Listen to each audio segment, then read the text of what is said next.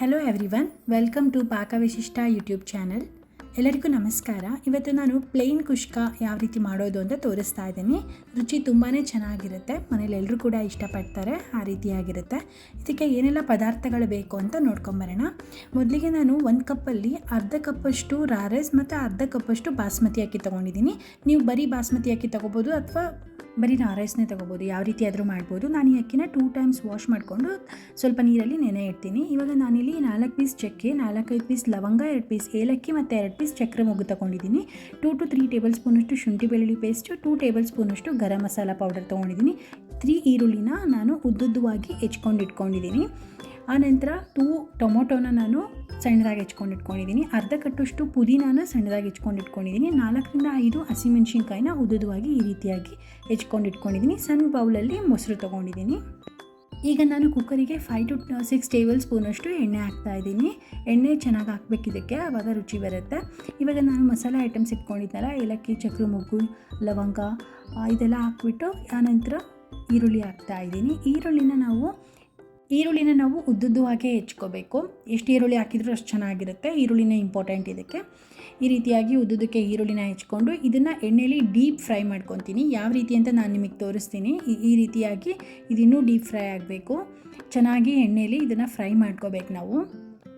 ಎಣ್ಣೆಲಿ ಇದು ಚೆನ್ನಾಗಿ ಫ್ರೈ ಆದರೆ ಟೇಸ್ಟ್ ಚೆನ್ನಾಗಿರುತ್ತೆ. ನೀವು ನೋಡ್ಬೋದು, ಈ ರೀತಿಯಾಗಿ ಇದನ್ನು ಫ್ರೈ ಮಾಡ್ಕೋಬೇಕು. ಬೇಕಿದ್ದರೆ ಒಂದಷ್ಟು ನೀರುಳ್ಳಿನ ಎತ್ಕೊಂಡು ಇಟ್ಕೋಬೇಕು ಫ್ರೈ ಆಗಿರೋದನ್ನ. ಆಮೇಲೆ ಗಾರ್ನಿಷಿಂಗ್ಗೆ ನೀವು ಮೇಲ್ಗಡೆ ಹಾಕೋಬೋದು, ರೈಸ್ ಮೇಲ್ಗಡೆ.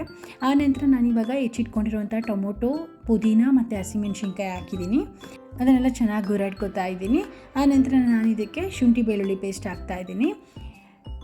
ಆನಂತರ ನಾನು ಇದಕ್ಕೆ ಮೊಸರನ್ನ ಎತ್ತಿಟ್ಕೊಂಡಿದ್ದಾನೆ ಒಂದು ಬೌಲಲ್ಲಿ, ಅದನ್ನು ಹಾಕ್ತಾಯಿದ್ದೀನಿ. ಇದನ್ನೆಲ್ಲ ಚೆನ್ನಾಗಿ ಮಿಕ್ಸ್ ಮಾಡ್ಕೋಬೇಕು. ಇವಾಗ ಈ ರೀತಿಯಾಗಿ ಇದೆಲ್ಲ ಚೆನ್ನಾಗಿ ಮಿಕ್ಸ್ ಆಗಬೇಕು. ಮೊಸರು ಹಾಕೋದ್ರಿಂದ ಟೇಸ್ಟ್ ತುಂಬಾ ಚೆನ್ನಾಗಿ ಬರುತ್ತೆ. ನಾನು ತೋರಿಸೋ ಯಾವ ಐಟಮ್ಸ್ನೂ ಸ್ಕಿಪ್ ಮಾಡಬೇಡಿ, ಎಲ್ಲ ಐಟಮ್ಸ್ನೂ ಹಾಕಿ ರುಚಿ ತುಂಬ ಚೆನ್ನಾಗಿ ಬರುತ್ತೆ. ಇನ್ನು ಯಾರು ನನ್ನ ಚಾನಲ್ನ ಸಬ್ಸ್ಕ್ರೈಬ್ ಮಾಡ್ಕೊಂಡಿಲ್ಲ, ದಯವಿಟ್ಟು ಸಬ್ಸ್ಕ್ರೈಬ್ ಮಾಡ್ಕೊಳ್ಳಿ. ನಾನು ಹಾಕೋ ವೀಡಿಯೋಸ್ ಎಲ್ಲ ನಿಮಗೆ ರೀಚ್ ಆಗುತ್ತೆ.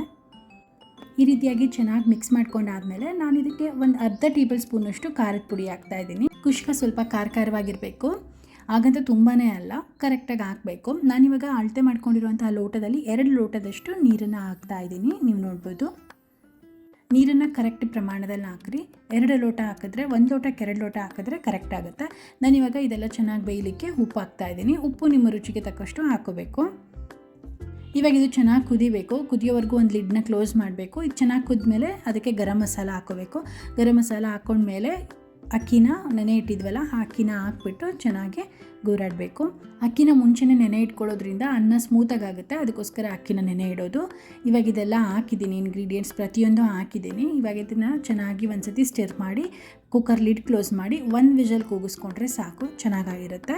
ಇವಾಗ ನೀವು ನೋಡ್ಬೋದು ರೈಸ್ ಯಾವ ರೀತಿಯಾಗಿದೆ ಅಂತ. ತುಂಬಾ ಚೆನ್ನಾಗಾಗಿದೆ, ಟೇಸ್ಟ್ ಕೂಡ ತುಂಬ ಚೆನ್ನಾಗಿತ್ತು. ನೀವು ಕೂಡ ಮನೇಲಿ ಮಾಡಿಕೊಂಡು ಯಾವ ರೀತಿ ಇತ್ತು ಅಂತ ಕಮೆಂಟ್ ಮಾಡಿ ನನಗೆ ತಿಳಿಸಿ. Thank you.